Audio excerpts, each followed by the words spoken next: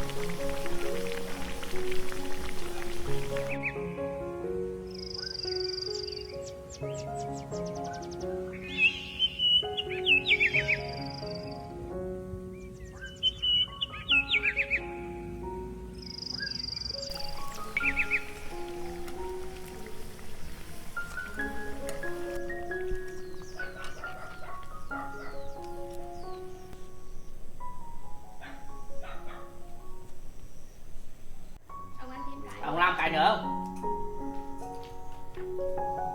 Cái gì anh không? Bánh bữa ăn nó bánh chục không ơi. Bánh nó ngon, bạn nhìn đừng có làm đến nó vừa còn ngọt quá lắm, nhưng ngọt quá người ta không ham ăn. Ngon không hai đứa? Hiền mà làm bánh mày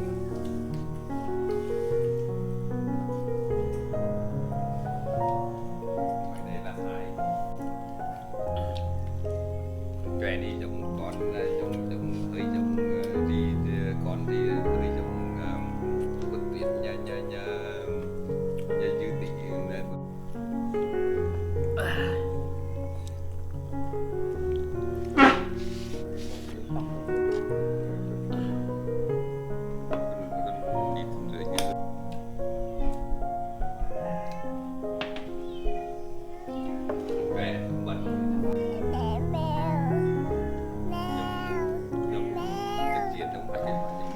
bánh đấm mê bóng hình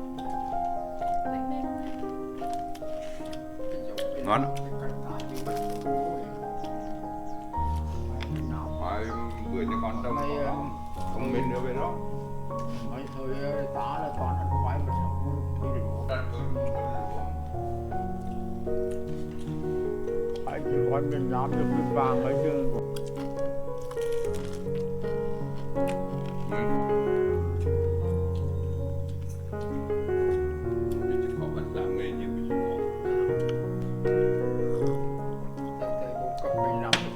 ngon tuyệt vời đó đi là ngon khoái tí anh bố mình làm một giỏi mấy được tả đủ trở lại chào mời bác ấy. ê mấy cháu ngon này bánh ngon này mời đem ấy ta Em xin. biết bác cháu đi cho bé Hiền tại đi làm trong đi ông ngoại người này cháu một con là cháu một con thôi không cái cháu nào đấy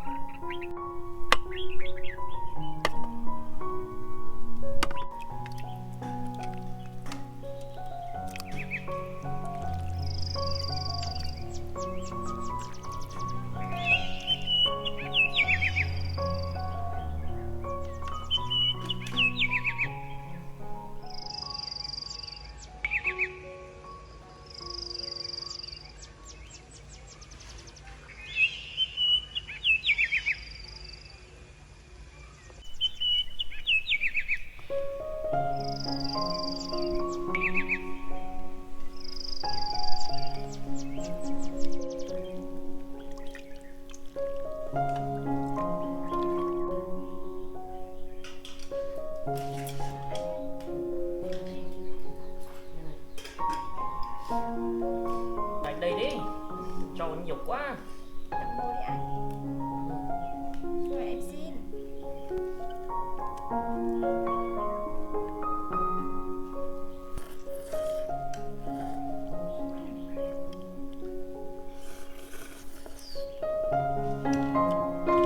Ngon quá là em nghĩ đến món bún bò Huế của anh ạ. Đánh thử không mà không?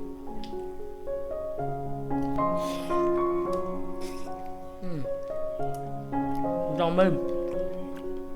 Ngon lắm.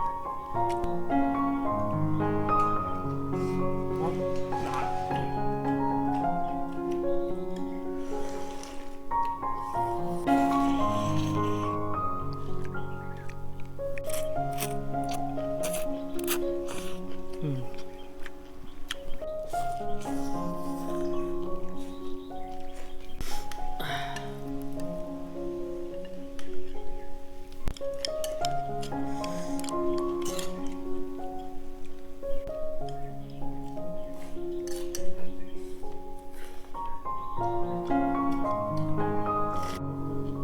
Con đi đâu quay?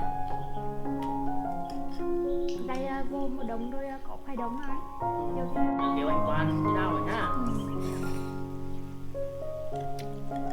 Chiều em đi đào sớm ạ. Anh có kêu mà khoai nó kẹn, khoai nó lề sữa. Đấy bọn ăn ngon lắm.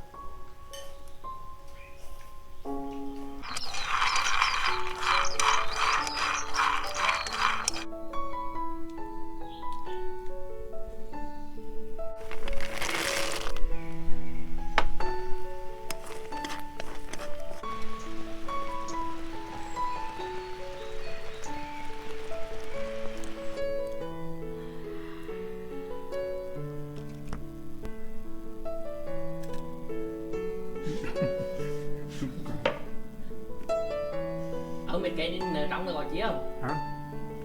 Nhưng mà thì rạp đấy chứ.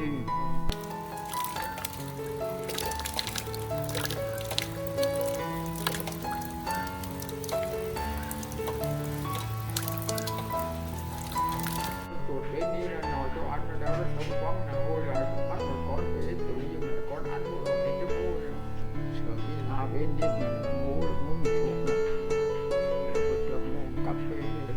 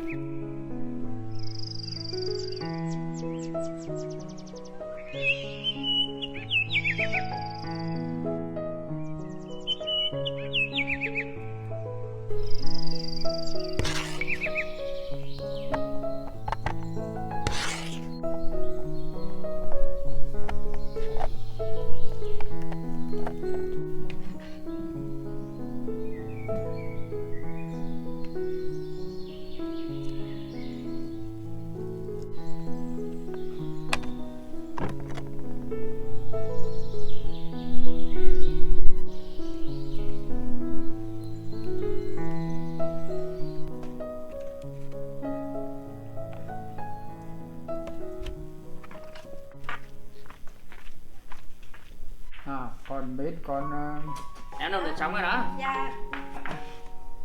còn bên thì con Em đang dí cọt cọt còn lạc cô đơn với bảy cô đứa này. Tập con chè. Ông ơi con mời ông đấy. được gì đâu. Dạ cái tài hãy giúp nào. Kéo này, kéo không? Cái hai một cây để chỉ thôi đó. Dạ.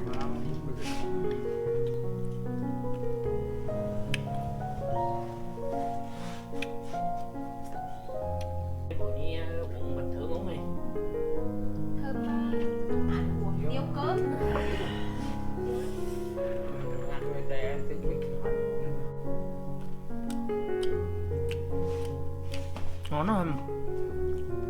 Ngon lắm.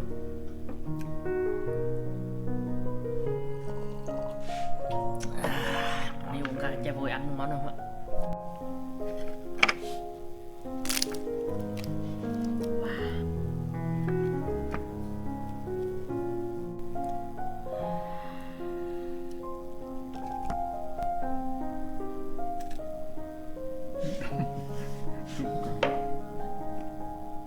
Ở bên cái nở trong rồi chứ không? Hả?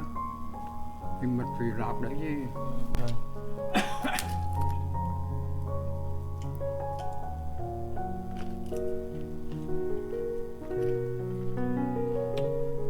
Mật cá ăn lắm.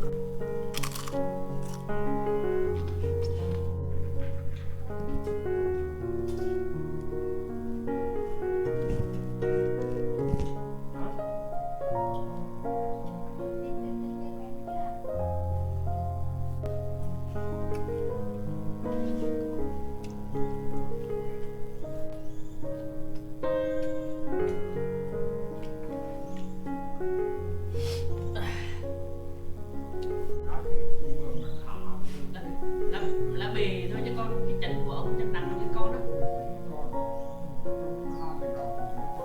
Vài trăm thì được con thôi. Chưa ăn đại đấy, có lúc có 2 năm. 2 triệu nè.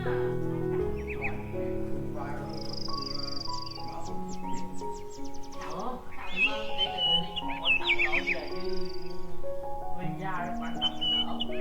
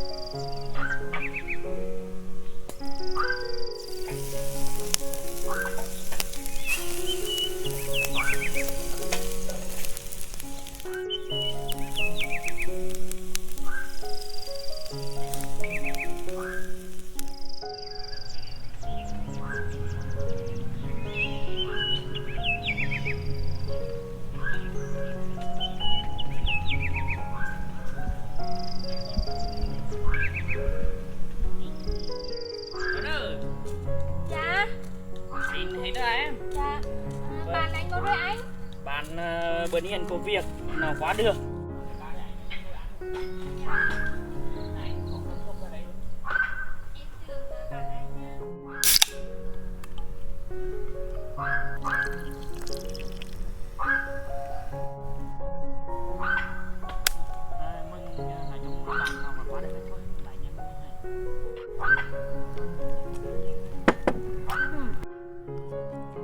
Làm to à? Dạ. Nó như còn một thịt to đúng không? Dạ. Ông xin. Ăn 2 cây giòn luôn này. Anh ăn đi. Thịt ba chi à? Dạ.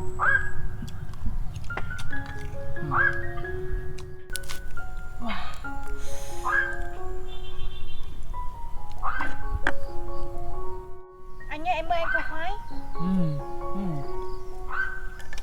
Có khoái không? Đâu lắm đó, anh vẫn khoái không?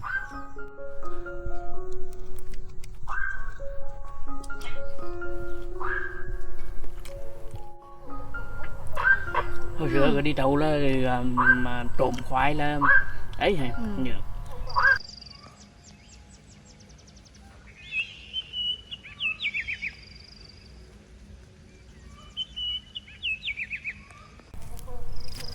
Wow.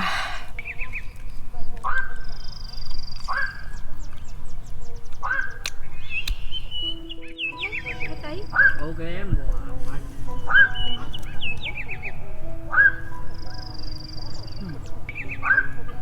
Thôi đấy bự thôi.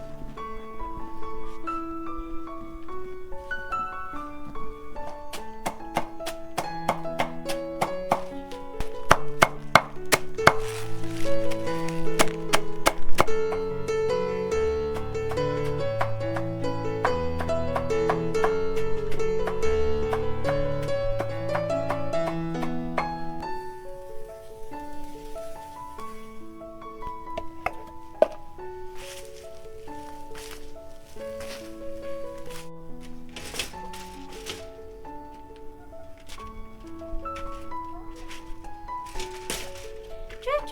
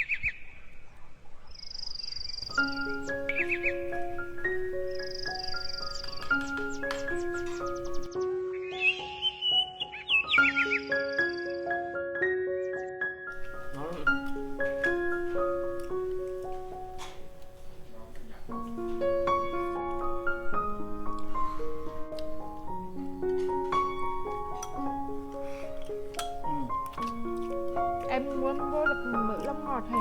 Mà nó mềm. Mà đi mềm gì ăn.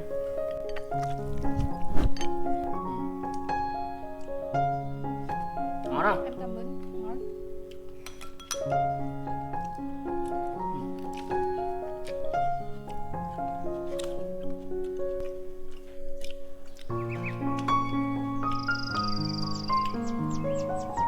Mà đi tới này lạnh ăn ngon nè.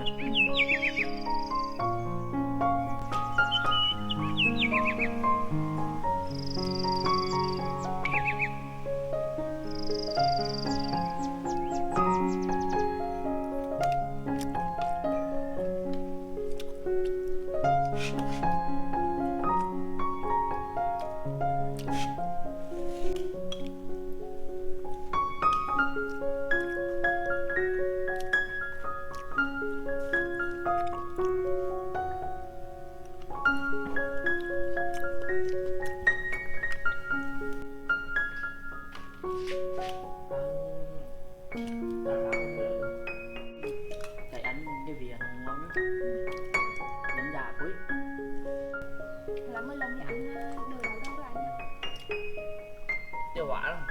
Hồi mà ăn không á. Được.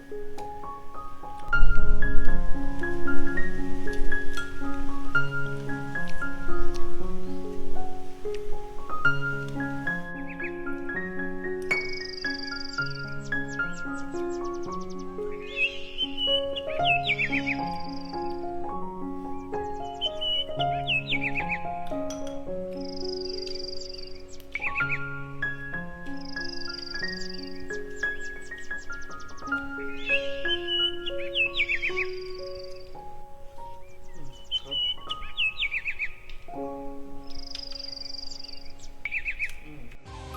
lỡ